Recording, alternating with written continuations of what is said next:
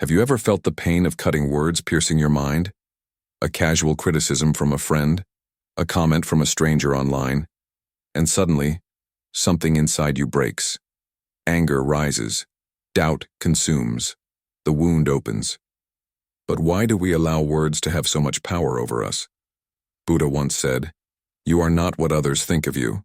You are what you know yourself to be." Yet most of us spend our lives in a never-ending cycle, reacting, seeking approval, fearing judgment, feeling hurt by the opinions of others. What if I told you that you can break this cycle? Have you experienced something similar? Share your experience in the comments. Let me tell you the story of Akira.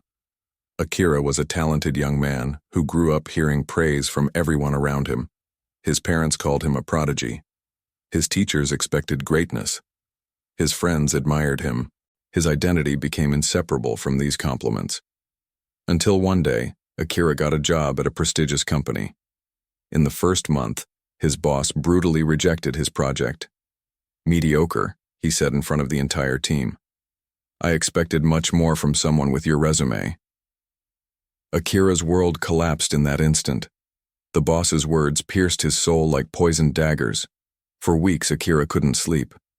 He replayed the scene in his mind continuously, questioned his worth, doubted his talent. A single criticism had destroyed years of confidence. Akira began to avoid risks, fearing more rejection. His work indeed became mediocre, not from lack of talent, but from excess fear. The prophecy had been fulfilled. One day, on the subway going home, Akira noticed an elderly man watching him. The man had a serene presence that seemed out of place in the chaos of the city. Unexpectedly, the old man sat down next to Akira. "You carry an enormous weight on your shoulders," said the old man. "Words that are not yours." Akira was surprised. "How do you know?" The old man smiled. "Because I once carried the same burden. Words only have the power we give them." This phrase awakened something in Akira. He began to talk with the old man, who had been a Buddhist monk for decades before returning to secular life.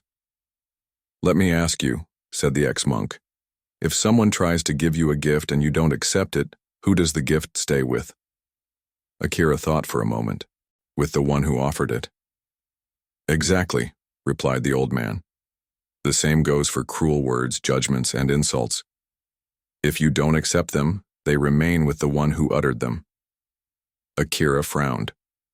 "But how not to accept? My boss's words hit me like a physical blow." "Because you've built your identity on fragile foundations," explained the ex-monk. "You believe you are your successes, your compliments, your abilities. When someone questions that, it seems like they're questioning your very existence." In the following weeks, Akira met regularly with the old man. He learned about the Buddhist concept of anatta, non-self, the idea that we are not fixed entities, but a continuous flow of experiences, thoughts, and emotions. "Think about it," the old man would say. "The Akira from 5 years ago is not the same Akira as today. So who is the real Akira being criticized?" Gradually, Akira began to see how he had imprisoned himself to an image of perfection. His suffering didn't come from his boss's words, but from his desperate need for external validation. One day, the old man asked Akira to do an exercise. "The next time someone criticizes you, don't react immediately. Create a space between the stimulus and your response. Breathe. Observe your thoughts without identifying with them. Then ask, is this really about me? This exercise changed my own life. If you try it, tell us in the comments how your experience was." The following week, Akira had a meeting with his boss. As expected, the man criticized his work again, but this time, Akira didn't get lost in the emotional storm. He created a space, breathed, and observed his own reactions arising and passing. And then, something surprising happened. Akira saw beyond the harsh words. He saw an overworked man with deep eye bags projecting his own stress and fear of failure. He saw that the criticisms were more about the boss's internal state than about his own competence. Instead of reacting with defensiveness or shame, Akira responded calmly, I understand your concerns. I believe I can improve this. Do you have specific suggestions? The boss seemed surprised by the calm response. The conversation changed tone.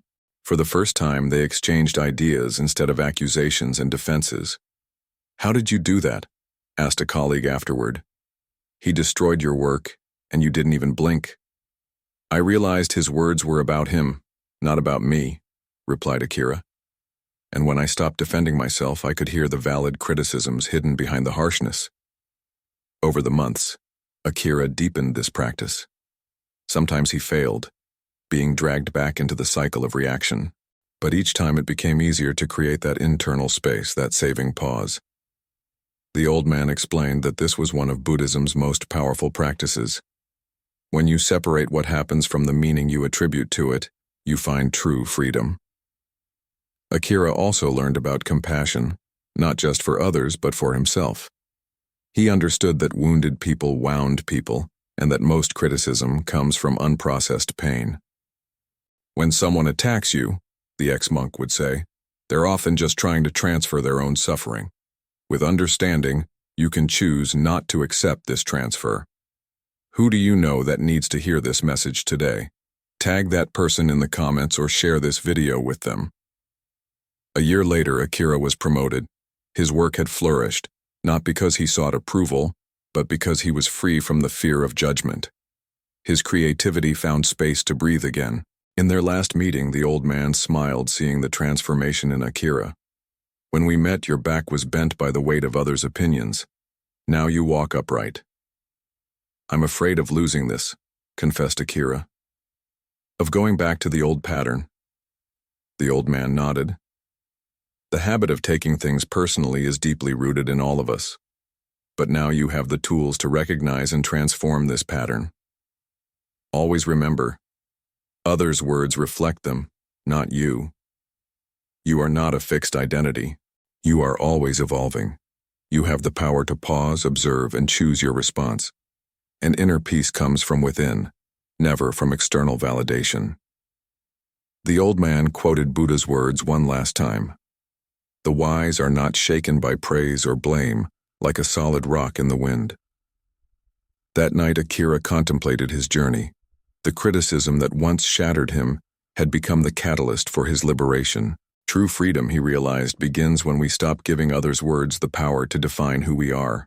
If this video touched you in some way, hit the bell and subscribe to the channel for more content that transforms perspectives. Which part of this story resonated with you the most? Your answer in the comments helps create more content that truly matters.